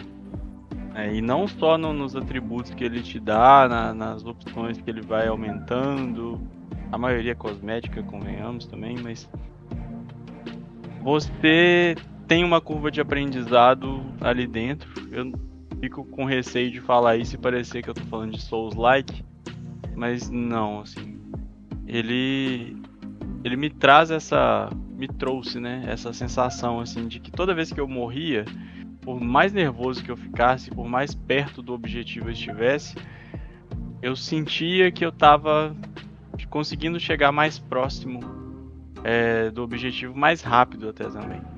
Sentia que eu tava mais ligado, tava mais habilidoso com todos os detalhes, assim, que cada batalha valia, com a forma de enfrentar cada tipo de inimigo. E me surpreendeu também a questão da variação, são muitos inimigos, como já estava no trailer, não é spoiler para ninguém. Tem os inimigos da era grega, né, trazidos para esse jogo, e isso também torna mais variada a questão do combate, do gameplay. Eu achei muito positivo, assim, nesse sentido. Então, acho que é uma DLC que com certeza conseguiu agradar quem já era fã. Quem não gosta de roguelike provavelmente pode acabar dando uma chance pelo tamanho da fama de God of War, mas no geral, assim, eu falo com tranquilidade que é uma DLC nota 9,5 aí. Muito também por ser de graça, mas pela forma que eles conseguiram fazer funcionar e não ficar cansativo, sabe? Não tem um momento que eu perdi e que eu fiquei, se foda essa merda, não vou jogar isso mais não e tal, e de ficar com preguiça de fazer de novo. Todos os momentos que eu perdi, eu fiquei muito, muito, muito mais afim de voltar e bater de frente e tentar fazer tudo de novo. Eu tô exatamente na última batalha, meu videogame tá ligado há uns 4 dias, e é isso que eu queria falar sobre ele, assim, sobre essa DLC. Acho que é um presente que eu não tava esperando, mas que valeu muito, assim, a pena de ter saído, principalmente nesse fim de ano, de um ano tão cheio. Parece que ela saiu no momento certo também. E uma coisa que eu queria perguntar, quando você morre, você começa do zero ou você mantém alguma coisa? Então, ela tem 3 capítulos. Então, se você finaliza uma run inteira, você consegue finalizar esse capítulo. Então, por exemplo, se você finalizou o capítulo 1 e morreu tentando fazer o capítulo 2, você volta no capítulo 2. Porém, é sempre a run inteira, entendeu? Uhum. Você tem que conseguir, e é aquela coisa, né? Sempre muda os elementos de cada mapa. São vários mapas, eu com certeza já passei por pelo menos uns 10, talvez mais. São vários mapas diferentes, mas toda vez que eu volto os elementos não estão no mesmo lugar, não é como se eu já soubesse onde eu tenho que ir. Então isso também ajuda no fator exploração. Entendi. Mas assim, pensando no... Ele te dá alguma coisa, experiência, alguma coisa, ou você só, tipo assim, quando você morre, você ficou meio que com o aprendizado dos inimigos, sabe? Ou ele te dá alguma coisa que você mantém, você pode usar na próxima tentativa. A parte cosmética, sim. A parte de atributos, de gameplay, essas coisas, né? Por exemplo, tem os ataques rúnicos, né? Um leve e um pesado, que é tipo como se fosse um ataque especial no meio da luta que ele fica recarregando à medida que você usa. Esses ataques você sempre vai começar sem nenhum. E aí nos primeiros mapas eles vão te dar opções. E é sempre isso, você nunca escolhe, você nunca tem uma coisa que é dada ali de cara. Por exemplo, vai ser esse ataque, não. Você sempre tem 2 ou 3 opções. Tipo, o que você quer? Ó, esse aqui vai te dar mais vitalidade, você vai perder menos vida quando for tomar um hitzinho. Porém, a sua esquiva vai ficar mais lenta. Ou esse aqui que você vai conseguir, por exemplo, aumentar o dano causado. Porém, toda vez que você não defender com o escudo no tempo certinho mesmo, você vai tomar dano, entendeu? É sempre Entendi. uma coisa boa, mas com algum sacrifício para ter essa coisa boa. Mas tudo isso que não é cosmético, as armaduras que você vai, né, conquistando, os negócios, você volta. Menos a parte da quantidade de sangue, assim, que tem como você ir evoluindo a quantidade de sangue que você tem quando você vai entrar numa run, né? Aí ela praticamente tem como você dobrar. E aí é o limite, né? Você pode dobrar. Em vez de você ter 100% de vida, à medida que você vai evoluindo e perdendo, você consegue pontos suficientes para ir aumentando aos poucos até fazer 200% de vida ali. Obviamente que eu tô chutando aqui, eu não sei se é exatamente 200, mas parece de 200 para menos. É como se fosse um pouquinho menos que o dobro, assim, do que você começa. Isso é bacana, porque eles conseguiram casar, né, um pouco dos dois, né? Que você não vai começar do zero, porque você tem um pouco de vida, mas você pode testar mecânicas novas, né? Então tem um outro incentivo também aí, né? Pra você jogar mais, tentar coisas novas, não é só você morreu e aí você tem que ficar lá batendo na parede até você conseguir. Isso é bem legal. Eu gostei dessa ideia, assim. Até porque também, quando você tá indo para as áreas onde normalmente não terá um combate, assim, são os momentos onde que a história do epílogo tá sendo contada. Então, assim, não tá sendo aquela parte que você tá andando para onde você tem que andar enquanto vai ser contada a história, que é normalmente todo jogo de história tem, né? Focado em narrativa, tem essas partes que você só anda enquanto eles falam.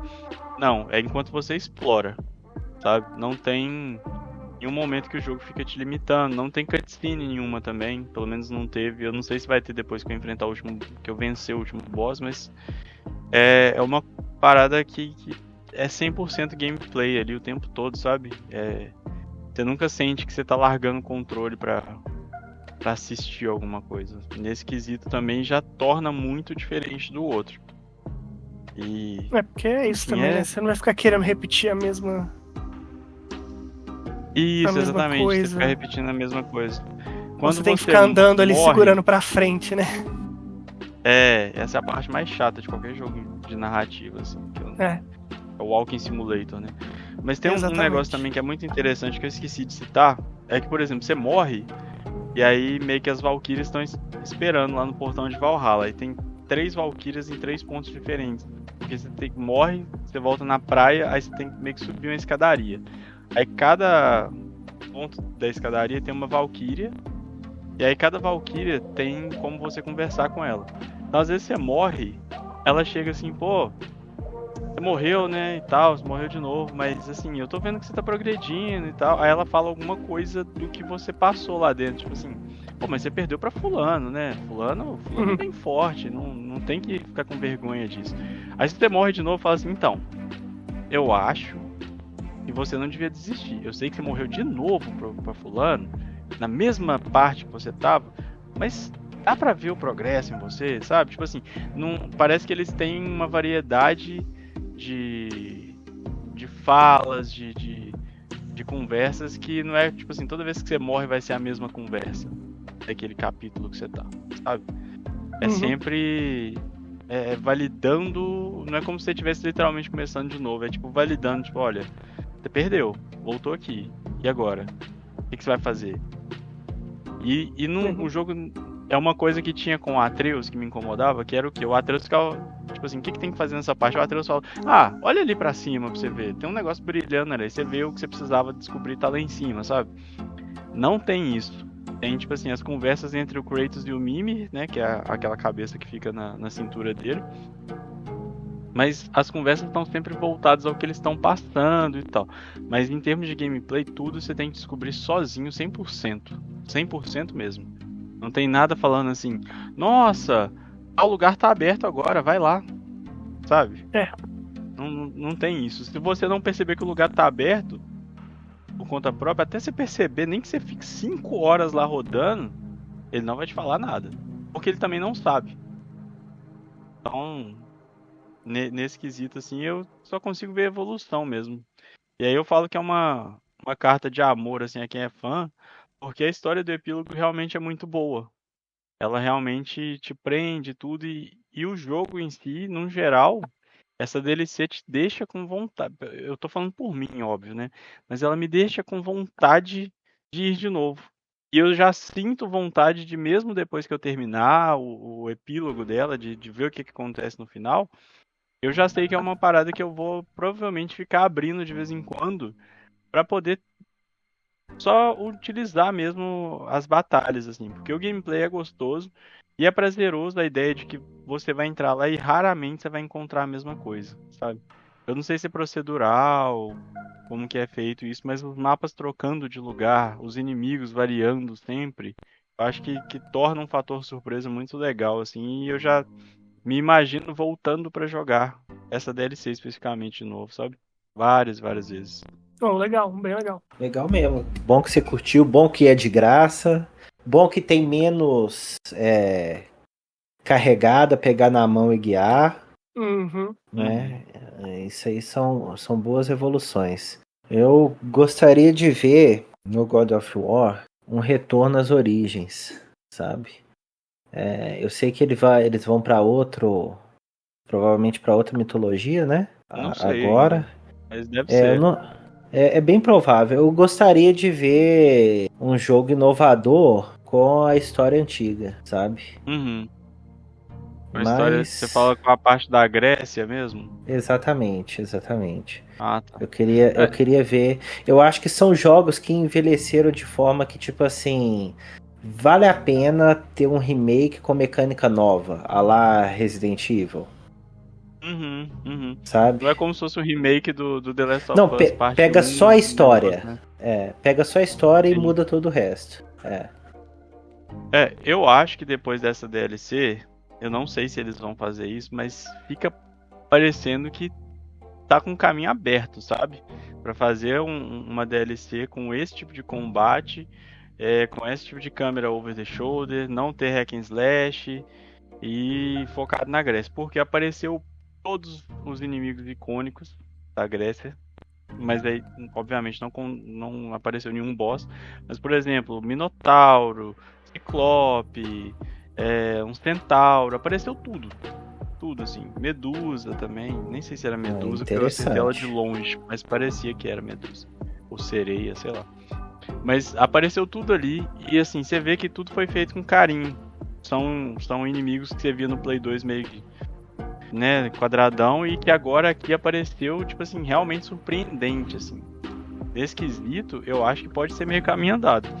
Mas, se forem pra outra mitologia, eu acho que eles vão com Atreus e não com Kratos, entendeu? Nossa senhora. Só que aí eu acho muito arriscado. Eu acho que a galera ia surtar muito de ter um God of War sem o Kratos. Porque ainda é God of War, né? Ainda é God of War porque vocês não é God of War, né? Não. Não, nem um pouco. Tá. É porque o Atreus é o Loki, né? Tipo, ele ainda é um deus. Então poderia ser um Mas God ele of não é o War. da guerra. Chama de outra coisa, sabe? Chama de outra coisa, mas é isso. Sei lá, eu não sei se seria uma ideia muito acertada. Eu acho que se eles lançassem uma DLC do Atreus, era uma coisa. Agora um jogo base, assim, eu acho que, tipo assim, tá num caminho pra ser isso. porém eu não sei se eles vão ter coragem de fazer. E a tendência do Kratos, assim, pelo menos pensando nesse epílogo e no God of War Ragnarok, é que ele permaneça pelo menos mais um tempo na mitologia nórdica. Eu acho que eles querem e devem expandir, principalmente para a egípcia, que quase foi a desse God of War de 2018. Chegaram a ter artes conceituais pensando nisso, mas sei lá, eu preferi um remake primeiro dos gregos também. Legal eles terem mais variedade de inimigos agora, porque era um dos meus pontos de reclamar dos anteriores, né? Que não teve muito. Pouco, de 2018 era, nossa, olha um troll. Aí era um troll de gelo e um troll de fogo. E depois um troll verde. Isso aí. Um troll vermelho. É isso mesmo. E se encontrasse 6 trolls no jogo, os 6 iam ser tipo a mesma coisa, mesmo moveset, só que de cor diferente, sabe? E no de 2018 teve isso, assim. Eles melhoraram muito isso no Ragnarok, mas foi puramente por reclamação da galera. A galera reclamou tanto que eles, no Ragnarok, eles tiveram que quase triplicar a quantidade de inimigos diferentes, essas coisas. Não dá. Mas é isso, é um saldo muito positivo. Eu fiquei muito feliz com a DLC, assim, no aspecto geral. E não vejo problema nenhum se eles quiserem lançar mais DLCs desse tipo, assim, explorando alternativas novas. Eu achei que é até uma coisa legal, assim, de ser feito, sabe? Porque o jogo base, ele tem a fórmula dele ali. Eu tenho certeza que eu não imaginava um roguelike de God of War antes, sabe? Nem pensava, nem passava pela minha cabeça. Então, pra mim é uma estratégia que foi legal, que deu certo e deu uma sobrevida pra um jogo que eu gosto muito. Então, e de graça ainda, torna o saldo 10 vezes mais positivo. Bom, a gente que tá terminando aí com, sei lá, expectativas pro futuro, vamos falar de um negócio mais concreto, que é o Rise of the Ronin. Eles divulgaram informações, né? E eu vou ler aqui para vocês. É aquele jogo da Team Ninja que fez o Nioh. E o jogo me interessou inicialmente de cara pela época e por ser um mundo mais iluminado, mais bonito, que é uma coisa que tem feito muito falta, principalmente no Souls-like. Eu até comentei com vocês, eu não acho muito Nioh tanto um Souls-like assim, porque ele tem muitos elementos diferentes, mas ele tem de fato um combate avançado e a dificuldade, né? Dificuldade essa, pelo parece, vai manter no Rise of the Ronin, mas vamos lá. Você joga como um Ronin, né? Ou seja, um guerreiro pode ser contratado, né? O que a gente chama de mercenário. O protagonista é um personagem definido, ou seja, ele vai ter uma história, um background assim destacado. Aqui veio o primeiro ponto que eu achei interessante. Eu que normalmente não estou muito interessado em mundo aberto, eles falam aqui que é um Japão que pode ser explorado livremente. Vai ter Yokohama, Kyoto e Edo, né, que é Tóquio, né? E com a área rural, né, o interior, preenchendo essa viagem entre essas cidades, ok? Então esse ponto especificamente já fiquei muito interessado, porque é um mundo que eu gostaria de viver no jogo. Eu queria ver essas cidades nessa época, sabe? Um drama histórico mais embasado comparado com Nioh e o Olong, que tem quase nada de história direito. Então a gente pode esperar encontrar figuras reais dessa época. Tem tomada de decisões com múltiplos diálogos que vão afetar a história, ou seja, modelo padrão que o pessoal já tem feito em geral. Isso aqui não me interessa muito, né? Isso já tem acontecido em muitas fórmulas já até datadas dos jogos, né? Desde, sei lá, The Witcher. Missões que fortalecem o laço com outros personagens, também é outra coisa que tem sido feita, né? Então, missões que melhoram o relacionamento, né, com personagens, variedade de armas, né, vai ter tanto arma de fogo como katana, vai ter parry, esse tipo de coisa. E o Team Ninja diz que pode esperar o mesmo desafio, né, no combate igual os jogos anteriores, né? Então aqui estão os principais pontos do Rise of the Ronin. É um jogo que, assim, eu vejo ele e falo, não, vai ser legal, e eu normalmente esqueço. Mas ele já tá aí bem próximo, né, de seu lançamento. Ano que vem, pelo que parece, os AAAs das empresas multiplataformas, eu sei que a Team Ninja esse vai ser exclusivo pro Play, mas é uma empresa que não é da Sony. Então, assim, eles têm lançado muitas coisas, é o mesmo motivo que fez esse ano ser muito, muito bom para os jogos. E a gente já tem vários jogos aí que a gente tá esperando já com expectativa pro ano que vem, né? O que vocês acham desse aí? Esse jogo interessa a vocês? Então, eu tô interessado. Eu achei o que a gente viu, né? Um trailer, eu achei interessante.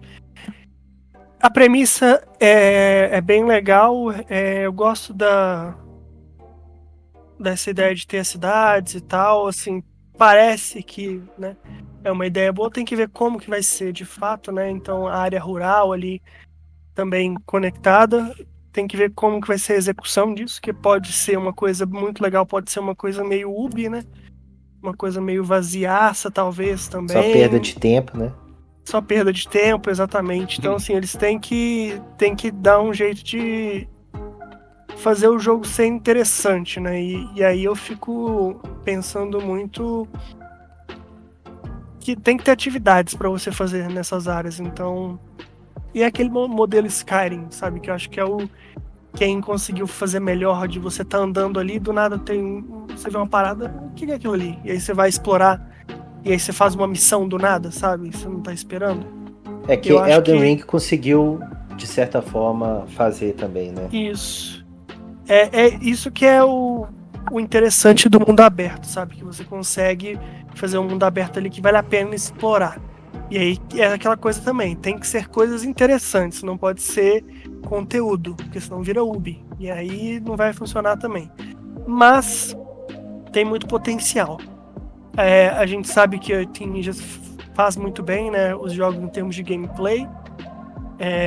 Então, assim, vai ter bastante profundidade. Por eles terem armas variadas também, eu acho que isso dá um alívio, né? Então, assim, você consegue fazer coisas diferentes, você consegue explorar maneiras diferentes de jogar, isso é legal.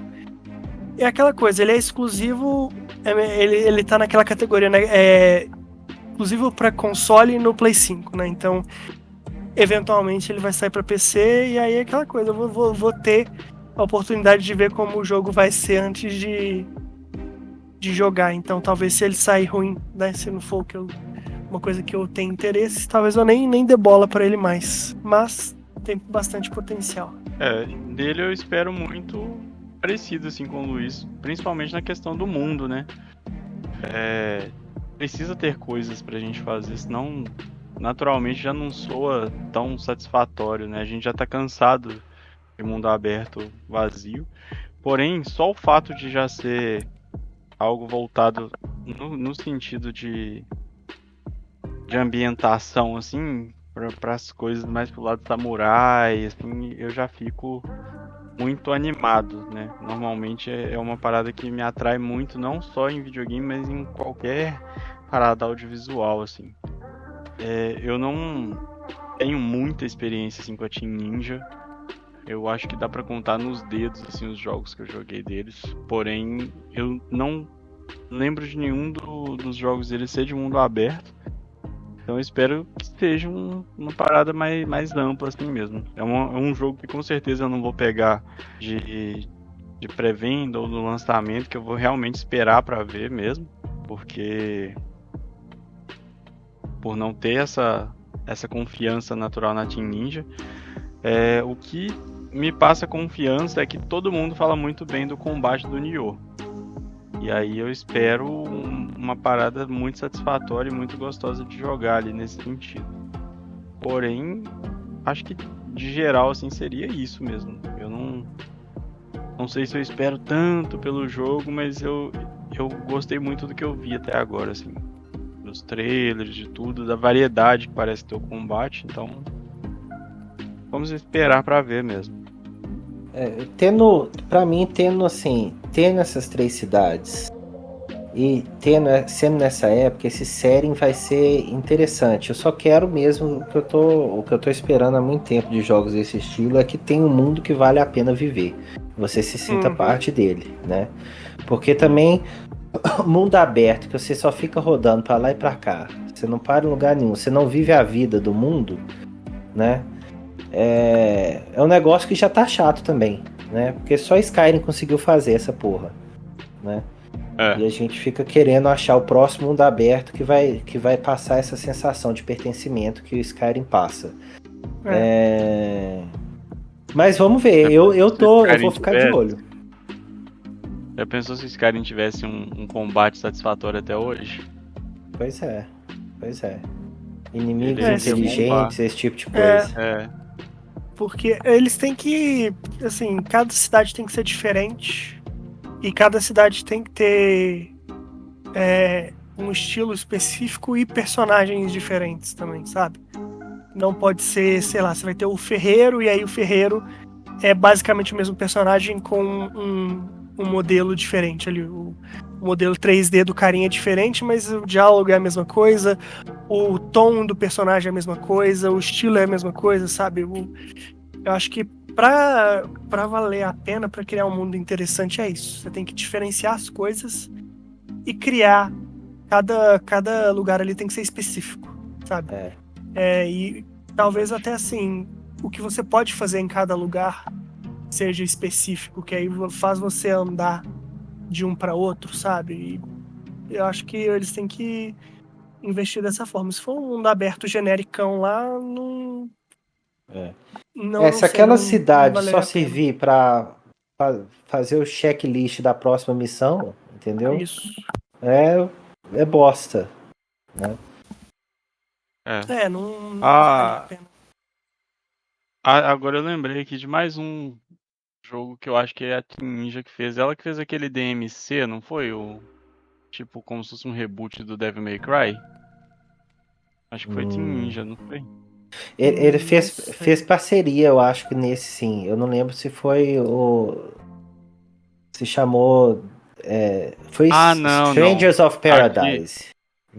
Não, aqui foi Ninja Theory que fez o DMC. Mas é porque ele tinha um combate bem legal também. Porém, a história era uma bosta, mas ele tinha um combate bem legal. A parceria com a Team Ninja foi da Square, Strangers of Paradise. Que foi relacionado ao Final Fantasy, na verdade. Que foi recente. Não foi o Devil May Cry, não. O Nioh mesmo, ele tem um combate muito profundo e muito complexo. Então, assim, eu acho que em termos de gameplay não vai ser ruim, entendeu? Eu acho que vai ser um ótimo jogo em termos de gameplay ali, garantido. Eu acho que a minha maior questão é o mundo aberto. Porque eu acho que hoje em dia, com essa saturação de mundo aberto, o mundo aberto tem que ser bom, sabe? Tem que trazer algo diferente ou algo completo ali. É isso. O mundo aberto ele tem que existir para te passar a sensação de pertencimento. Isso. Sabe? De assim, nossa, eu tô vivendo nesse mundo aqui. Igual o GTA normalmente faz, igual o Skyrim fez, sabe? Você sentir que você tá vivendo aquilo. Senão, mundo aberto pra quê? Né? Eu acho que o principal, sabe o que é? Que também o mundo reaja independente de você. Eu acho que isso pra mim sempre conta muito forte. Ele existe independente, exatamente. Tipo, isso... igual um negócio que me incomodou no Starfield é que eles colocaram aquele mesmo rolê ali de você ser o Dragonborn e tal, eles colocaram que você é o Starborn. Acho que era isso. Um estelar. E aí, tipo assim, daí pra frente, do momento que descobre isso, pra mim o jogo ficou uma bosta que eu fiquei tipo, pô, isso de novo, de ser escolhido e tal, não sei o que. Lembra do Skyrim? Você lembra do Skyrim? Você lembra do Skyrim? E isso me desanimou, porém, no Skyrim tinha muitos momentos, tipo assim, que o pessoal te babava por ser o Dragonborn e muitos momentos que ninguém tava nem aí se você era Dragonborn. E eu acho que tinha mais momentos que ninguém tava nem aí de você ser o Dragonborn do que o povo ligava pra isso. Então, mesmo com essa ideia assim de abertura assim do mundo, tudo continuava acontecendo, tipo assim, a galera continuava trabalhando, às vezes aparecia, tipo assim, o cara tava correndo no meio do mato, fugindo, ele era um prisioneiro, aí passava 2 segundos, tinha uns caras, uns soldados correndo atrás dele, tipo, não, você viu fulano, passou por aqui, e tal, não sei o que, e se você mata o cara, e tipo assim, você tem como mentir pro pessoal, você tinha como, por exemplo, o pessoal te abordava assim, pra você passar por aqui, você vai ter que pagar não sei quanto aqui, a gente te deixa passar. Se você não for, se você não pagar, a gente te mata. Aí você pode escolher, tipo assim, passar numa boa. Eu gostava muito dessa sensação de que, tipo, independente de ser você, qualquer pessoa que passasse ali, eles iam abordar, entendeu? A parte da fauna do jogo, assim, tipo, eu tava lutando contra um tigre dente de sabre. Aí do nada aparecia um mamute brigando com um outro animal qualquer, assim, não muito longe dali, sabe? Tudo acontece assim no jogo. E isso deixava essa sensação de que, tipo assim, o mundo, eu faço parte dele, mas ele não reage a mim, ele reage a ele mesmo. Ele é eu vivo. acho que É vivo. O mestre em fazer isso foi o Stalker, eu acho. Porque o Stalker, ele tem os mutantes, tem as facções e tal. E assim, as coisas acontecem independentemente. Então assim, um toma base da outra, ou uma galera morre, tem um ataque de mutantes, ou assim, porque tem as emissões, né? E aí acontece a emissão, os monstros que estão lá mudam, sabe? Então o mundo, ele realmente vai acontecendo sem você, que tem uma simulação ali de plano de fundo. Então, assim, mesmo que você não tá... que são vários mapas, né? Você tá em outro lugar, ele tá simulando o que tá acontecendo no outro mapa lá. E aí, quando você vai lá, talvez tá diferente, entendeu? Eu acho que isso que falta nos jogos, assim, de mundo aberto. Faltam as coisas serem dinâmicas e é isso. Que o mundo reagir a você e você tá andando pelo mundo, você interagir e as coisas interagirem com você, entendeu? Falta as coisas muito interagirem entre elas também, né? Também, no Red Dead, por exemplo, tem pouco disso. É mais assim, as coisas reagem a você e aí eles tentam te atacar, mas... E aí, de vez em quando, você passa, tem uns caras fazendo alguma coisa que você pode intervir ou não, mas não tem... Não é tão dinâmico quanto o Skyrim era, sabe? E assim, pensando nas coisas que você tem pra fazer, tem muito menos coisas pra você fazer que você tá ali andando, você vê um lugar legal, deixa eu ir lá explorar. E aí tem alguma coisa relacionada ali, tem uma missão, ou pelo menos uma dungeon pra você fazer. No Red Dead não tem isso. Talvez você note um lugar legal, tipo, eu achei uma torre. Eu vi a torre de longe assim, eu falei, não, torre legal. E aí eu fui lá, cheguei na torre, não tinha nada. Tava vazia, sabe?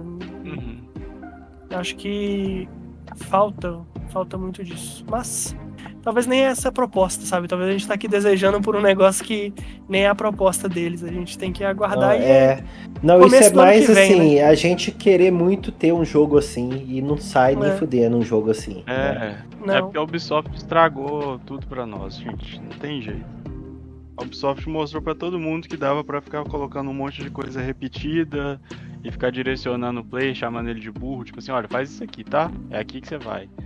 Tal. E ficar, não, vamos, nosso jogo tem 200 horas aqui.